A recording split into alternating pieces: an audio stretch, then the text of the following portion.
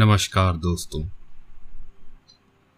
डायनों और चुड़ैलों के तो कई किस्से आप लोगों ने सुने होंगे, लेकिन आज की ये कहानी कुछ अलग है। पहली बात तो मैं आपको बता दूं कि चुड़ैल आत्माएं होती हैं, लेकिन डायन इंसान होते हैं। कुछ तंत्र साधना करने के बाद लोग डायन बनते हैं। आज की ये कहानी एक सच्ची घटना पर आधारित है। ये कहानी शुरू होती है राजू और अतुल से। दोनों झारखंड के रहने वाले हैं। दोनों में काफ़ी दोस्ती थी। पढ़ाई ख़त्म करने के बाद दोनों ने एक बढ़िया सा बिजनेस शुरू किया।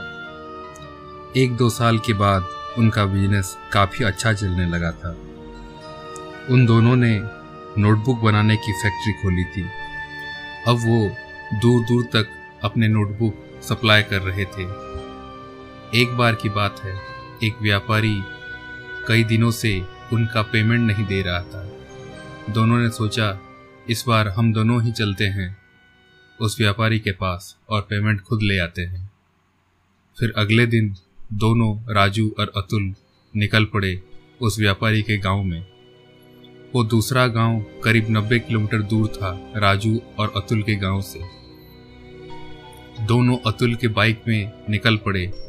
करीब 10 बजे के आसपास पहुंच गए उस दूसरे गांव में। उनका काम खत्म होते होते दोपहर के 2 बज गए। खाना खाने के बाद वो लोग निकलने लगे, लेकिन अचानक जोरदार बारिश होने लगी। शाम के लगभग 5 बजे बारिश खत्म हुई, तब जाकर अतुल और राजू वहां से निकले। 6 बजे के आसपास रास्ते में फिर बारिश शुरू हो गई। राजू और अतुल एक ढाबे में रुक गए। करीब 1 घंटे के बाद बारिश खत्म हुई और दोनों फिर से निकल पड़े अपने रास्तों पर। अब बाहर काफ़ी ठंड बढ़ गई थी। दोनों को काफ़ी अच्छा लग रहा था सफ़र करने में। सर्द हवाएं पूरे बदन में एक सिहरन पैदा कर रही थी। अब वक्त रात के 8 बज चुके थे। रास्ते अंधेरों की आगोश में आ चुके थे। ज़्यादा गाड़ियां भी नहीं दिख रही थी रास्तों में। तब अतुल बाइक चलाते हुए बोला, यार राजू, रास्ते जितने खूबसूरत हैं उतने भयानक भी लग रहे हैं ना। राजू थोड़ा चिड़चिड़ा के बोला, अभी तुझे टाइम मिला है ये सब फालतू की बातें करने का, चुपचाप बाइक चला। अतुल हंसने लगा और बोला, भाई अब तो 28 साल का हो गया है, अब भी इतना फट्टू है। दोनों हंसी मजाक करते हुए आगे बढ़ रहे थे। अचानक अतुल ने बाइक रोक दिया। राजू बोल पड़ा, क्या हुआ, बाइक क्यों रोकी? अतुल धीरे धीरे बोला, वो देख आगे।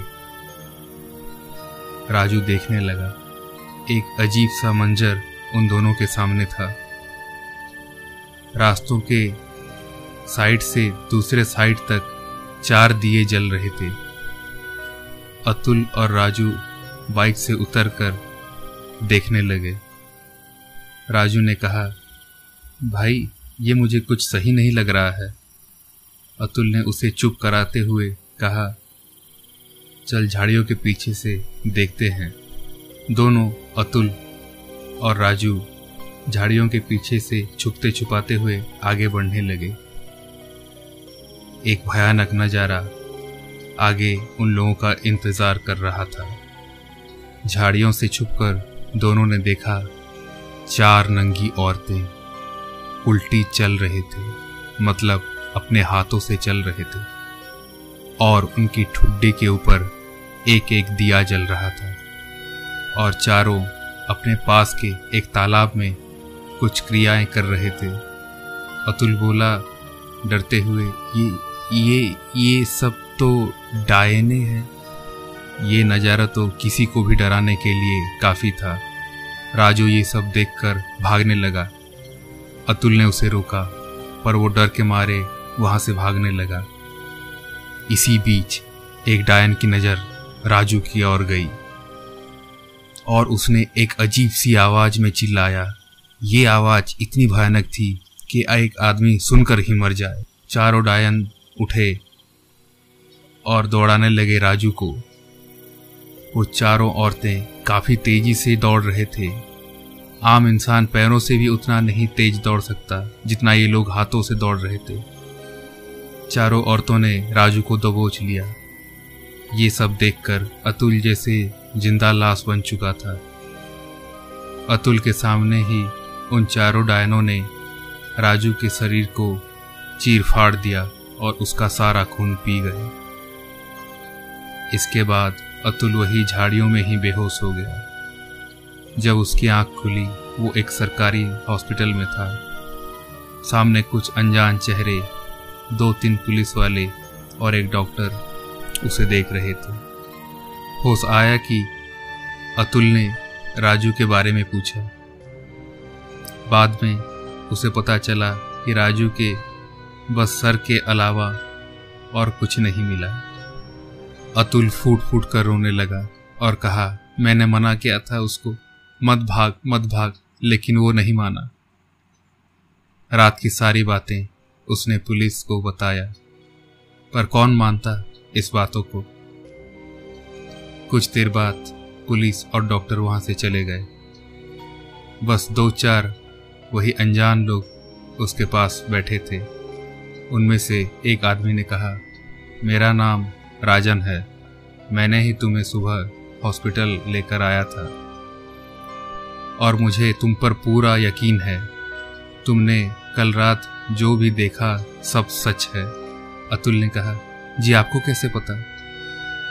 कल रात जो तुमने 4 औरतों को देखा वो हमारे गांव के पास एक जंगल में रहते हैं।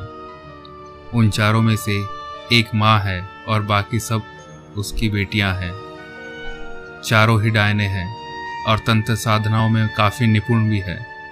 बहुतों को खा चुकी हैं ये चारों। अतुल बोला, कोई उपाय नहीं है इनका? आज तक जो भी उनको मिटाने गया है वो खुद ही मिट गया है, राजन ने कहा। भगवान की इच्छा थी शायद, इसलिए कल रात तुम बच गए, नहीं तो इन चारों से बचना नामुमकिन है। उस दिन शाम को अतुल अपने घर चला आया और आज तक राजू को याद करके रो पड़ता है।